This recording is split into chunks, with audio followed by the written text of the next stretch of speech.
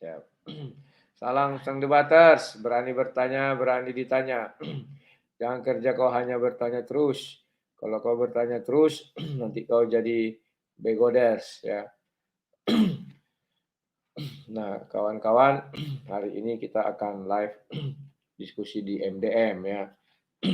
Dari tadi saya menunggu-nunggu mereka, lama kali masuk.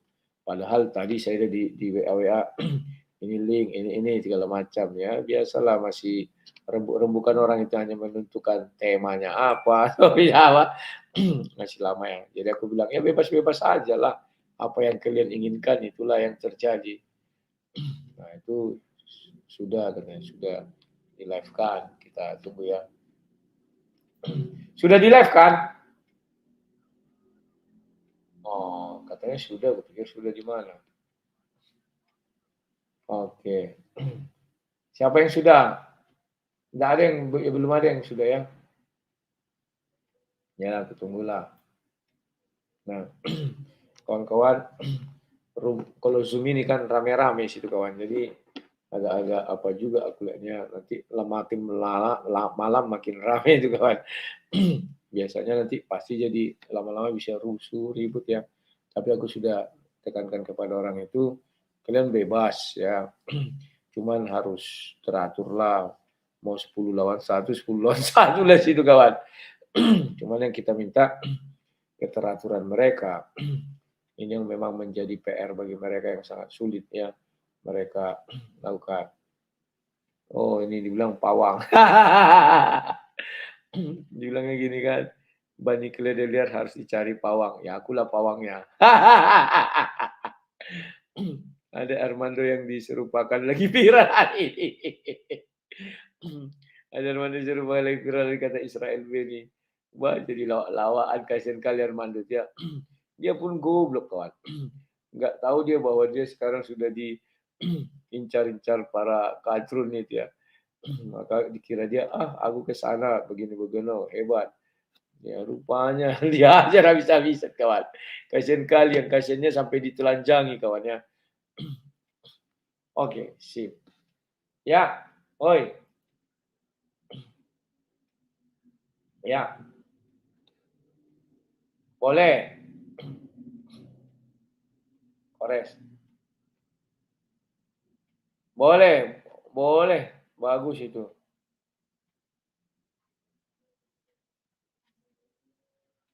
Siap, siap. Nah, kawan-kawan, ini sekarang saya linkkan. Kalian siap menonton ya. Kita saksikan dulu. Ini masih bincang-bincang mengatur-ngatur ya, aturan main ini. Ya. Nah, ini sudah saya share. Ya. Setengah jam Bang Rudi tanya Kores. Boleh. Sekarang kalian menyaksikan. Nanti setengah jam selanjutnya Bang Kores tanya sama Bang Rudi. Gimana boleh, Bang Kores? Gitu? Boleh. Bagus itu. Biar nggak moderator tinggal ngatur jam saja. Siap, siap. Ya Kang Tolib ya? Siap Kang Tolib? Kang Tolib? Oke, mainkan.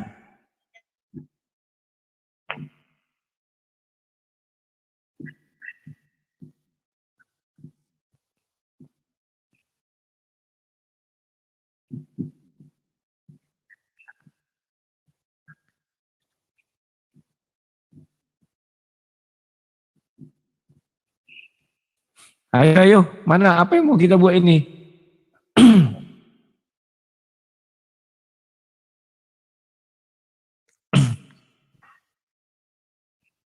Halo? Gimana? Ayo. Masih lama kah?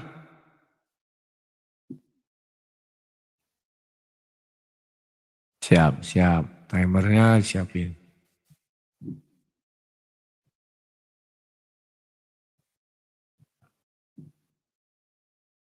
Alah, nggak usah open statement. Sebenarnya langsung aja kita bertanya. Biar lebih menarik. Kenapa? Bukan gitu tenisnya.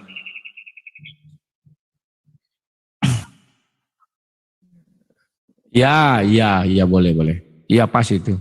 Jadi sejam, ya pas. Siap. Ya, Triun Slayer udah live. Oke, Triun Slayer sudah live. Aku juga sudah live. Sip dah. Shalom malam nih Lae. Selamat datang di majelis kami. Siap. Yang Majelis sangat- guru. Aduh, majelis gurun di tenda-tenda Guru. Abraham. Majelis guru kan kalau kita sekolah ada majelis guru. Oh iya, majelis guru boleh, gurun boleh, nggak apa-apa lah. Aku mau orangnya penuh kasih. Siap. Nah, Lae tumben nih kemalam kesini nih. Ada apa nih? Apa yang ingin diobrolin nih? Apa aja boleh lah, Ya. silahkan. Aku tadi lihat di TV kan ternyata banyak orang jumroh. Sambil demo dia jumroh. Kan kau bilang jumroh, lempar batu jumroh. Nah, aku jadi geli-geli aja. Iya, itulah. Itu kan kita mempelajari hal tersebut dari Yohanes 8 nomor 59, lempar batu, jumroh gitu. Di sana ada ya pakai aja lah. Nah, menurut Lae gimana tuh Lae? Menurut Lae gimana tuh jadi berita yang itu, sedang ini? Yang mana? Berita Yang mana? Saya Ya tadi yang Lae bahas itu, yang lagi Ade Armando. Ya dia kena batunya aja. Dia kena batunya aja ya. Iyalah, itu paling pas itu. Ini baru kekristenan, itu kena batunya. Ya. Karena ya meskipun dia muslim tapi nggak semua orang bisa menerima apa yang dilakukan kan. Ya itu aja. Ya itulah, semoga jadi hidayah lah, karena hidayah itulah ya. Ada yang halus lembut masuk ke batin, ada yang keras pahit gitu loh. Jadi tapi dua-duanya kira-kira itu nanti di apa bilang nggak ya di ruqyah. Ruqyah atau ada penyakit di badan. Kalau dia apa ya? Ya hidayah lah. Bukannya ruqyah itu kalau ada masuk jin atau apa gitu enggak? Nah iya, semacam begitulah. Oh. Cuma kalau aku lihat dia bukan kesurupan atau kepenuhan roh deh. Dia tuh lebih memang apa ya? Memang aneh ya Iwah ya. Dia tuh ya antibaptis. Sering nyerang sesama muslim sendiri. Ini kan bikin kesel. Tapi dia terlampiaskan kan. Kulihat di Facebook kan banyak kali orang yang bersorak-sorak. Waduh. Sudah bonyok kali ya. Sudah babak belur. Ya itulah. Terus gimana kabar Tepudin sama Joshua Tewu? Ya orang itu sekarang makin meruncing. Sudah mulai lapor si Joshua Tewu ya. Sudah resmi. Sudah ada laporan. Tapi yang melaporkan anaknya bukan Joshua Tewu. Iya tapi itu beritanya dari Tepudin. Gue takutnya, bukan takut sih. Gue ini mah dibuat-buat kayaknya. Enggak sudah ditunjukkannya LP-nya kan ada itu di handphonenya kemarin kan. Oh dia tunjukkan LP-nya gitu ya? Iya. Ya laporan polisi. Siapa? Cobalah kalian pikir dibuat-buat. Memang dibuat-buat mau dibilang kita apa selingkuhan janda kan? Enggak mau, cemar nama baik. Kalian yang benar-benar aja lah. Berarti beneran gitu ya, beneran dilapor ya? Iya. Tapi ini ada penggemarku bilang Ade Armando dirajam. Ada lagi Ade Armando dia apa tadi? Yang kau bilang itu Jumroh. Banyak juga penggemar ini lucu-lucu ya. Kadang hiburan, ngelihat live komen itu hiburan, apalagi kalau dari dari kawan Tritung penghujat itu. Kores kalau ngomong biasa tuh kesel mereka tuh. Ini lihat loh, bisa nggak kalian seperti Akub dan Rudy Yohanes gitu kan? Bercanda gitu. Iya, bercanda. Langsung dimulai aja Mas Layar. Biar gak ini udah mulai, kita mau belum. Mana timernya mana? Oh mau debat ini, katanya ngobrol santai. Ya belum, katanya timernya belum disusun. Seneng banget debat. Ya ngobrol-ngobrol santai aja. Iya. Sambil bertanya jawab. Udah siap? Iya. Ayo dimulai. Apa yang mau ditanyakan Kores sama aku? Iya maksudnya gini. Aduh nih kan Lain mulai nanya-nanya. Nanti ngambek lagi kayak kemarin. Aku tuh menahan itu. Gak mau aku nanya-nanya. Takut ngambek. Yang mana ngambek? Mana pernah kemarin ngambek loh. Sampai aku, kamu ini kejadian 16 kan itu nggak enak. Gini aja deh. Sama itu. Iya dia kan lucu udah kuingatkan. Sekali, 2 kali, 3 kali enggak mau. Kuhajar lah. Bukan diingatkan lah, dijawab kalau ditanya itu. Cuman kalau jawab. Tapi dia ibaratnya nggak tahu, ibaratnya kan kita udah buat perjanjian. Kalau dibilang silakan atau bergantian kan gitu. Ya udah aku nanya deh sekarang. Siap. Nanti Laya juga nanya boleh. Ya. Kekristenan itu kalau berdoa Bapa kami dikabulkan gak sih?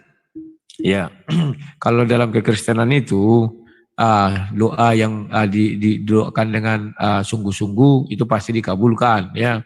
Nah, pengabulan ini ada dua jenis juga, bukan apa yang kita perlukan atau yang kita butuhkan, tetapi lebih tepatnya apa yang Tuhan maukan, itulah kira-kira. Jadi tidak seperti menggigit cabai langsung pedas, tidak begitu. Tetapi kalau doa orang benar, misalnya kita kusyuklah berdoakan, tidak ada pikiran kotor atau apa, benci segala macam. Nah, cuman orang Kristen ini aku langsung kritisi saja ya, meskipun aku Kristen. Di dalam doa kalian Kristen dikritisi lagi tuh. Ya, orang Kristen itu enaknya, kami bebas, jadi selalu aja. Bahwa di dalam doa orang Kristen itu sering mereka menyisipkan kebencian. Contoh, misalnya aku benci sama seseorang, berdoalah dia, ya Bapa di sorga, berilah orang itu telah menyakitiku, hukumlah dia Bapa di sorga, cabutlah nyawanya. Ada sampai begitu pun ada. Buset dah. Kayak banyak orang tidak mengerti kok, jangankan orang Kristen, orang kalian pun mungkin ada seperti itu ya, karena sudah pahit kali mungkin perasaan dia kan, tidak tahu harus mengadu kemana. Gitu. Jarang terjadi lah, anomali. Cuma kalau misalnya jangan dibiasakan juga sih kalau aku bilang.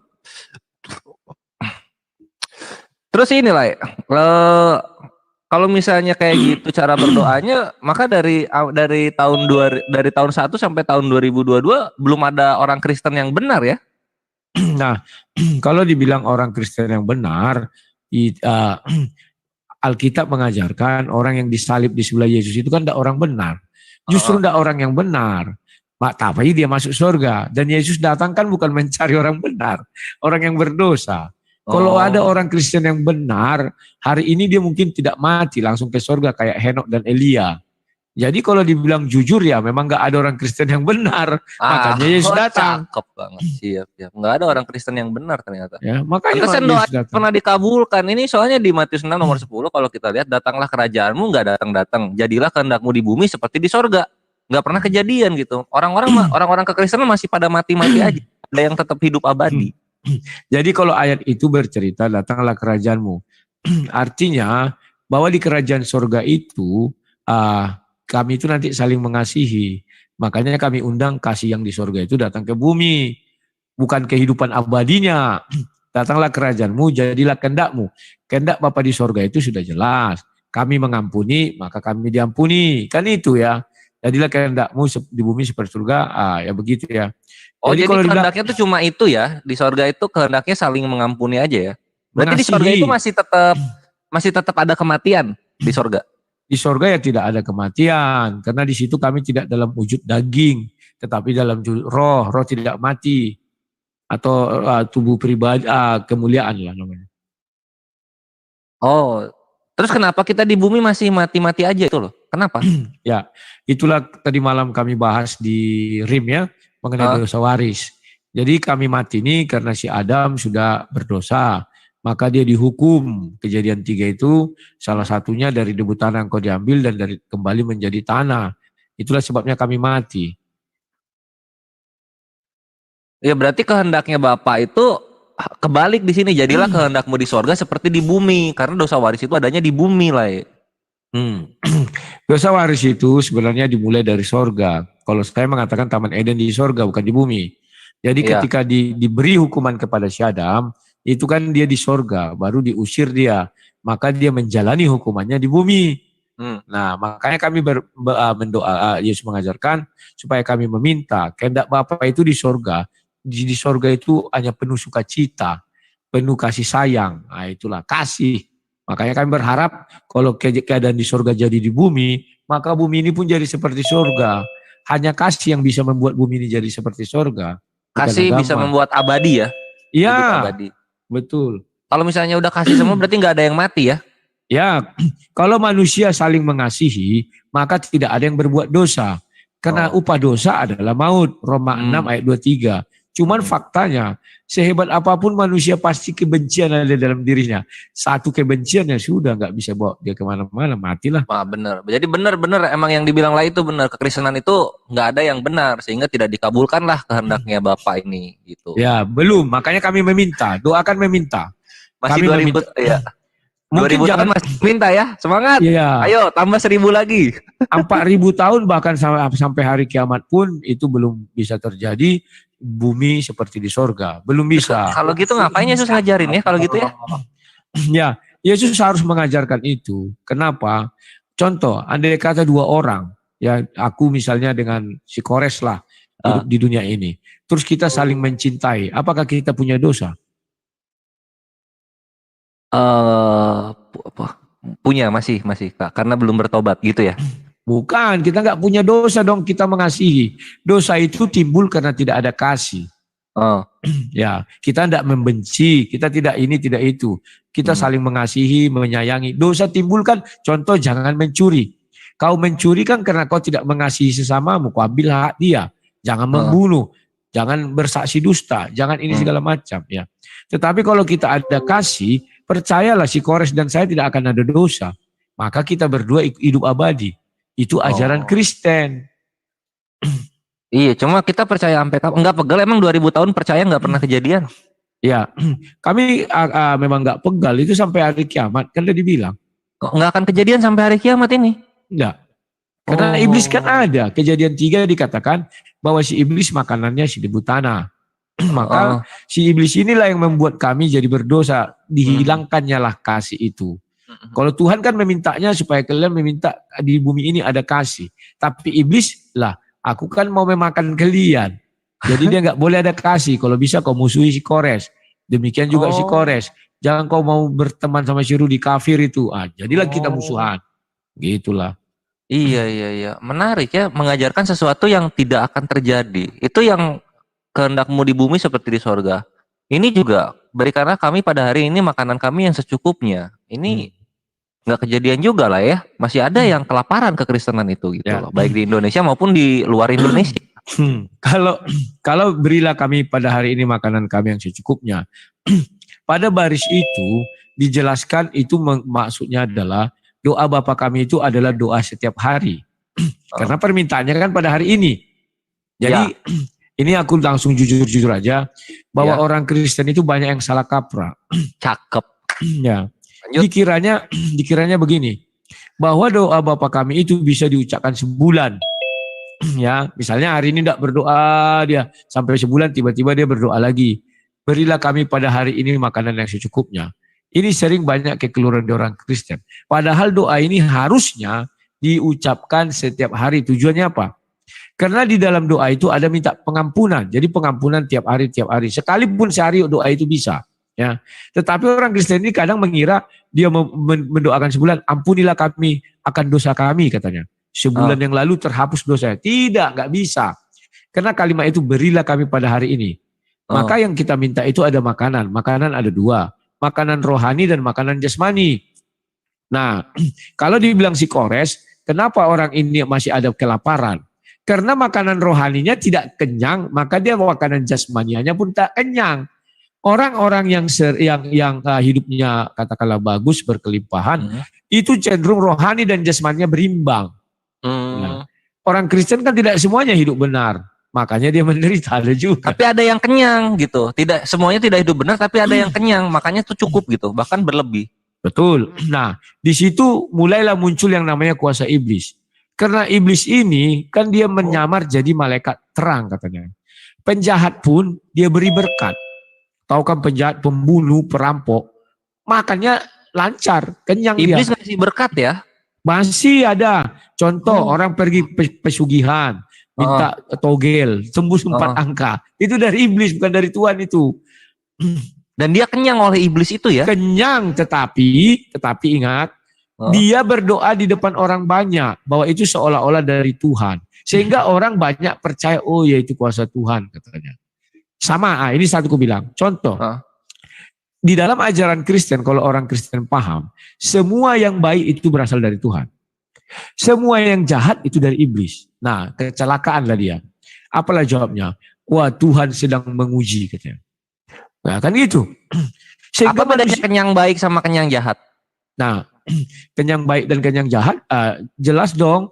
Kalau kenyang baik itu yang berasal dari Tuhan, kenyang jahat itu dari iblis.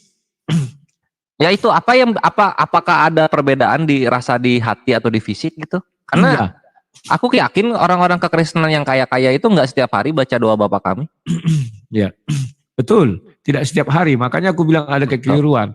Nah, kalau kita berbicara kenyang yang kebaikan dengan kenyang dari kejahatan, manusia biasa sulit membedakannya. Bahkan aku pun sulit. Contoh. Seorang polisi, maaf ya, oknum polisi misalnya. Kan kita sering lihat di TV-TV. Atau udahlah, semua hakim, jaksa, pokoknya yang ditangkap KPK itulah. Ya. Koruptor lah kita bilang. Ya. Seorang koruptor membawa uang hasil korupsinya ke rumah. Apa yang dilakukan si istri? Pasti mengucap syukur. Ya. Terima kasih Tuhan, terima kasih Allah, katanya kan. Engkau memberikan. Terima kasih Yesus dong, kan ini kekristenan. Terima kasih Tuhan Yesus untuk uang dari suamiku. Gitu. Boleh. Kalau kami kan juga mengenal Allah dalam Bible ya. Jadi oke, Tuhan Yesus. Tadi pakai O soalnya. Ya. Terima kasih Tuhan Yesus, kan begitu ya. Engkau memberkati aku hari ini yang berlimpah-limpah. Terpujilah Engkau. Dia kan tidak tahu. Nah, padahal uang itu hasil dari kejahatan. Nah, iblislah di situ berperan. Suaminya dipengaruhi iblis supaya mengatakan ini rezeki hari ini. Si istri menyangka itu dari Tuhan, maka dia mengucap syukurlah dia. Disitulah liciknya iblis. Nah, orang yang melihat kan nggak tahu membedakan karena dilihatnya istrinya, dilihatnya suaminya. Tapi di sini ada ini juga ya. Tunggu sedikit lagi. Dilihatnya suaminya, pekerjaannya bagus. Orang mulai bisa membedakan dari iblis dan dari Tuhan setelah dia ketangkap sama KPK misalnya. Wah, ternyata dari iblis. Itulah gambarannya kira-kira. Tapi apa iblis nggak sakit hati ketika dia yang berusaha, dia yang berupaya untuk ngasih makan manusia ini, tapi terima kasihnya malah ke Yesus. Nah, itulah hebatnya iblis. Dia memang tidak sakit hati, kan dibilang dia menyamar jadi malaikat terang. Ya. Berarti dia tanpa pamrih ya? Ya, iblis memang begitu kerjanya. Kerja iblis memang begitu. Memang untuk Tuhan berarti? Bukan untuk Tuhan. Dia kan untuk membuat manusia mempercayai kejahatan itu dari Tuhan. Kan itu. Contoh. Contoh. Ya. Yang lain ya, tadi udah korupsi. Misalnya ada seseorang, jalan dia tiba-tiba ditabrak, tuh mati. Pasti orang bilang, wah Tuhan sudah mengendaki dia mati, sudah saatnya. Seolah-olah Tuhan itu jahat. Kan iblis senang. Ternyata yang disalahkan Tuhan. Maka menangislah keluarga. Tuhan, kenapa kau ambil nyawa kakakku? Kau tidak adil. Malah maut kan? Itu kekristenan yang nggak ngerti itu. Betul, makanya aku bilang, kalau kayak saya dibilang, upah dosa adalah maut. Dia mati, ya saya berdosa. Iblis yang membuat saya mati. Tetapi kan banyak orang-orang yang beragama, mengaku-ngaku beragama, nggak paham ini. Nah, itu tolong dipahami ya, kawan kekristenan di live komennya Rudi, mati itu dari iblis. Ya, bukan hanya orang Kristen, semua orang beragama nggak paham ini. Selalu mengatakan kematian dari Tuhan. Iya, itu fakta. Lihatlah di Indonesia dibacakan ketika dia menikah. Ini dari Tuhan katanya menikah. Cerai dia. Ini juga dari Tuhan. Tuhan berkehendak kami cerai. Sudah ditakdirkan. Goblok. Yang baik dari Tuhan, yang jahat dari Tuhan. Semua agama itu, lihatlah di TV-TV itu. Bukannya Yesaya 45 nomor 7, aku menciptakan kejahatan ya? Enggak, kejahatan atau apa? Beda ya? Mungkin beda tafsir mungkin. Beda. Oke, sip. Lanjut. Dia nanti tergantung konteksnya. Ayat Lanjut. Apalagi ya, tadi makanan udah.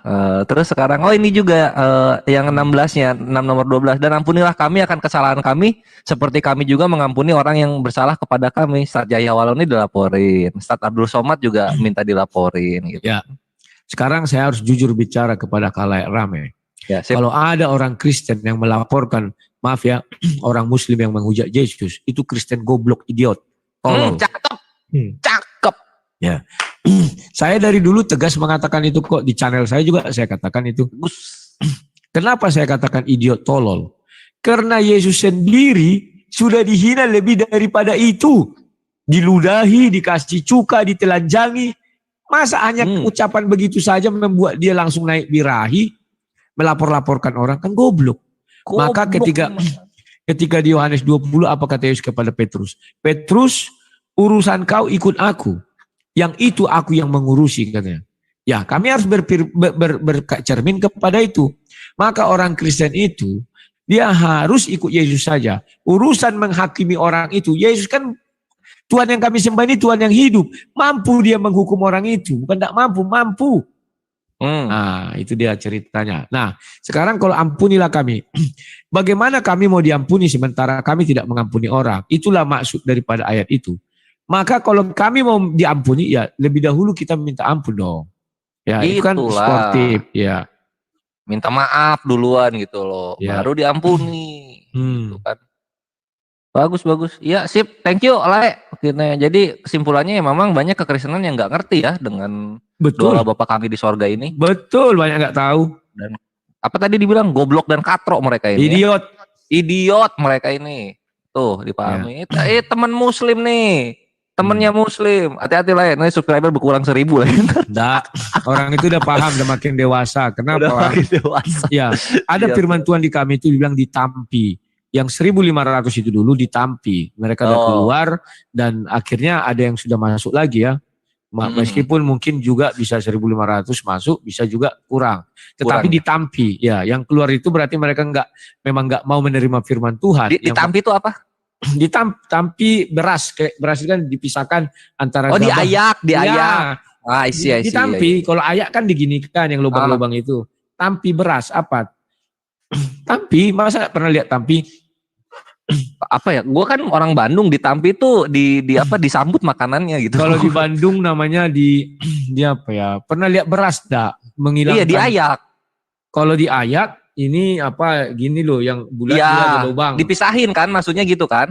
Ya, dia bukan lubang berlubang kayak nih ditampeh gitu loh. Iya, ditampi, tempeh gitu. Ditampa. Kalau orang Jawa bilang ditampa. Supaya apa? Intinya supaya apa? Ya, untuk memisahkan beras dengan gabahnya. Oh, I see ya. Oke, sip. Ya, supaya terpisah lah ya, mana yang mau mendengarkan firman Tuhan versi Lai Rudi, mana yang nggak mau gitu ya. Bukan versiku. Aku nggak punya firman Tuhan versiku. Siap. Ya, oke. Iyalah, menarik ternyata ya, banyak pelajaran yang bisa kita ambil dari Matius 6 nomor 9 sampai 12 ya, mengenai doa Bapa kami di surga ini gitu. Karena memang seperti yang diakui Lai Rudi sendiri, ini aku cukup tercengang gitu. Memang tidak akan dikabulkan sampai akhir zaman karena tidak ada kasih gitu. Gue bingungnya, ini ajaran Yesus nggak mempan atau gimana? Dia kan mengajarkan kasih, sekarang kasihnya tidak efektif. Terus apanya yang keselamatan? Bingung aku lah ya, serius. Oke.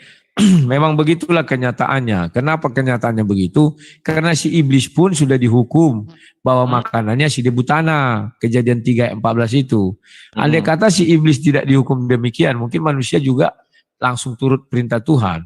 Tetapi karena iblis sudah dihukum makanannya si debu tanah, maka dia masuk ke diri manusia-manusia itu. Jadi yang baik itu berlawanan di dalam diri. Itulah sebabnya ada ayat, roh penurut, daging tidak. Nah itu. Roh penurut, daging tidak gitu. Itu baik kekristenan maupun di luar kekristenan nggak bisa ya mengalahkan daging berarti ya? Ya, harusnya demikian. Terus Yesus ngapain turun kalau ternyata gagal untuk mengajarkan kasih? Nah, Yesus tidak pernah gagal mengajarkan kasih. Oh, nggak pernah gagal. Nah, tetapi semua Tuhan gagal membuat manusia itu dalam sekejap mata menjadi pengikutnya. Seluruh manusia ya, itu gagal. Itu harus kita akui. Kenapa dia gagal? Karena dia firman-nya kekal. Nah, kalau di ajaran kami sudah dihukum iblis ini makanannya si debu tanah. Maka sampai akhir dunia pun si iblis ini tidak akan selalu menjegal manusia itu. Ya, untuk mengikut Tuhan. Firman-nya kekal. Silakan. Ya. Iblis sama Yesus sama-sama kuat ya? Nah, iblis sama Yesus beda tipis. Bedanya gimana? Ya, beda tipis. Perbedaannya adalah bahwa iblis tidak punya daya cipta. Itulah maka iblis menggoda manusia. Tujuannya apa? Dia ingin bersekongkol dengan manusia melawan Tuhan. Karena manusia punya daya cipta, karena dia diciptakan serupa dan segambar dengan Tuhan. Itu juga hebatnya Tuhan kami. Iblis itu cuman itulah yang nggak dipunyai dia, daya cipta nggak punya dia. Sementara manusia jelas dibilang Kejadian 1 ayat 26, manusia itu diciptakan serupa dan segambar dengan Tuhan. Jadi manusia punya daya cipta. Nah itu dia. Apa fungsinya keselamatan? Apa fungsinya daya cipta untuk keselamatan supaya tahu mana dari iblis dan dari Tuhan? Apa fungsinya daya cipta itu? Ya. Fungsinya daya cipta itu bagi manusia kan ya dia untuk menguasai seluruh alam bumi.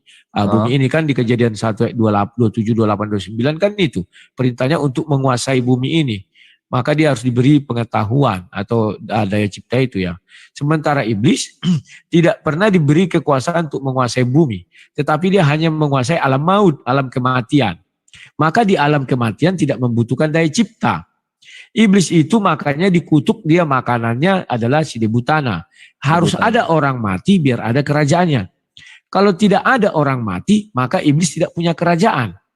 Itulah sebabnya Yesus turun ke dunia dan turun dalam kerajaan maut. Karena sudah ada kerajaan iblis. Ini harus kerajaan maut itu bagian kerajaan iblis bukan? Ya kerajaan iblis di dalam alam maut itu. Ngapain dia ke sana? Iblis, yang menguasainya dia bertahta di dalam kerajaan maut. Jadi kalau berantem tidak, berarti ya sempat berantem dengan iblis ya di kerajaan maut. Kalau menurut Kejadian 3 ayat 15, ya berantem. Yesus meremukkan kepala si ular. Kan dia bilang, keturunanmu katanya sama perempuan ini akan meremukkan kepala si ular. Maka Yesus turun ke sana dalam kalau orang bilang mati, saya nggak bilang mati ya. Karena Yesus kalau yang mati, kalau Yesus sampai mati artinya Yesus masuk terkurung dalam kerajaan maut. Tapi Yesus dalam kondisi hidup, dia turun ke dalam kerajaan maut, meremukkan kepala ular. Sebab Kejadian 3 ayat 15 itu jelas. Keturunanmu akan meremukkan kepala si iblis. Kan gitu. Tidak bisa orang mati meremukkan kepala ular. Tidak ada cerita.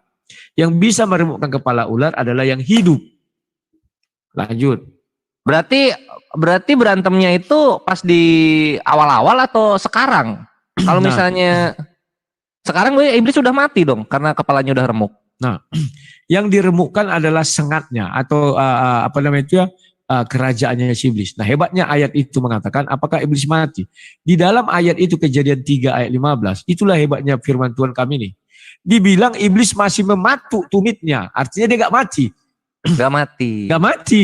Dia mematuk tumitnya, meremukkan tumitnya, kan digigit. Yesus terluka berarti ya di tumit ya? Ya, itulah keterlukaan Yesus itu, itulah dia dihina, dimaki, dicambuk, kan jadi bahan olok-olokan. Pas dia dapat tubuh kemuliaan, tumitnya sembuh lagi nggak? Seperti semula lagi nggak? Itu kan kiasan, bukan maksudnya tumitnya luka. Pincang jalannya. Kiasannya bahwa kekuasaan. Jadi berantemnya kiasan di kerajaan maut itu, turunnya juga kiasan mungkin?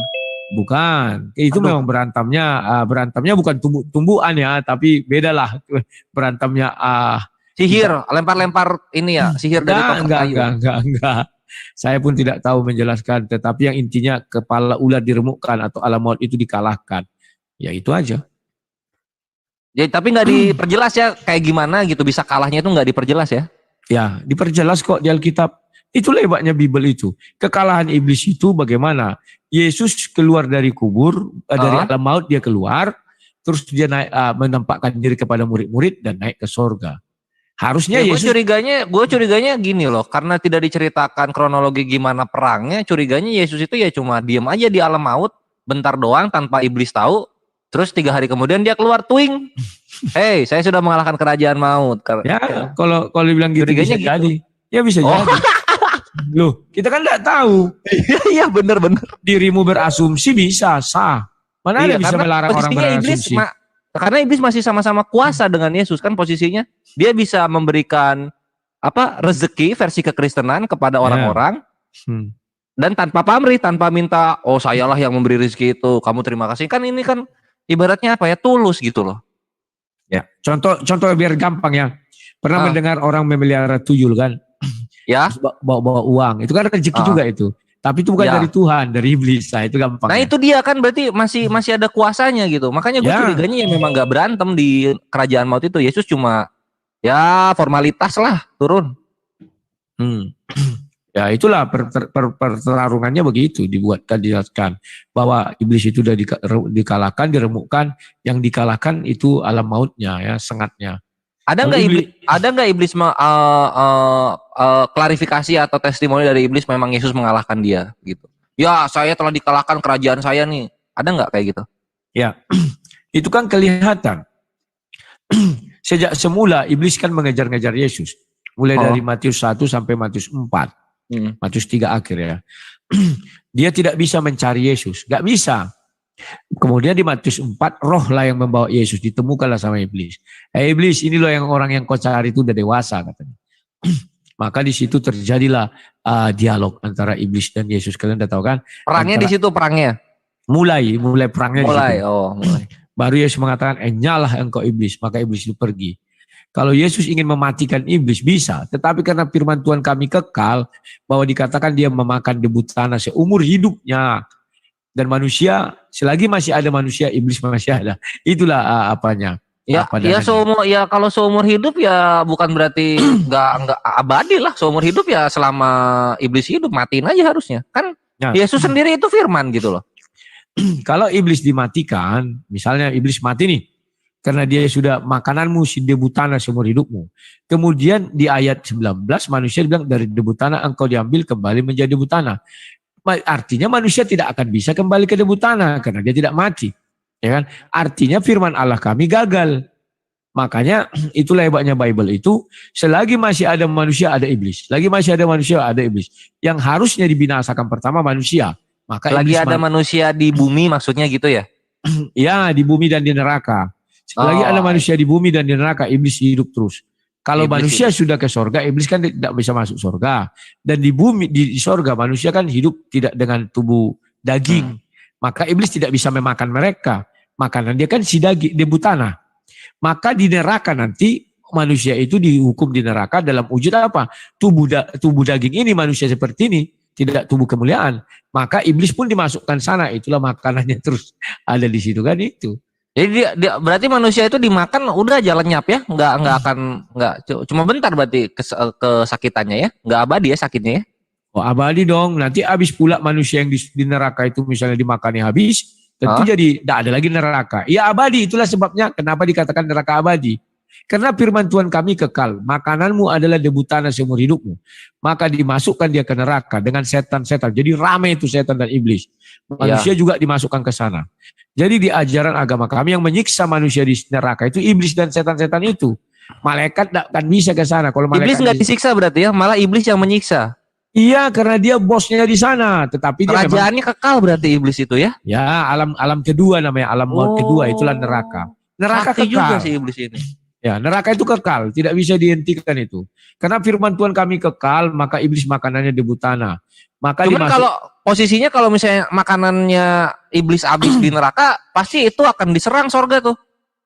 Gak bisa dia ke sorga, kan neraka itu tempat kekal. Makanya dia kan lapar.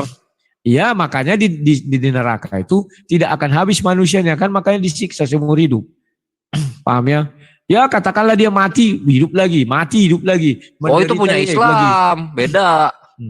Ya, di tempat kami juga jangan ada dibilang punya Islam, harus kan Kristen beda dengan yang sendiri. Kan Kristen lebih dahulu. Kan dibilang itu siksaan selama-lamanya.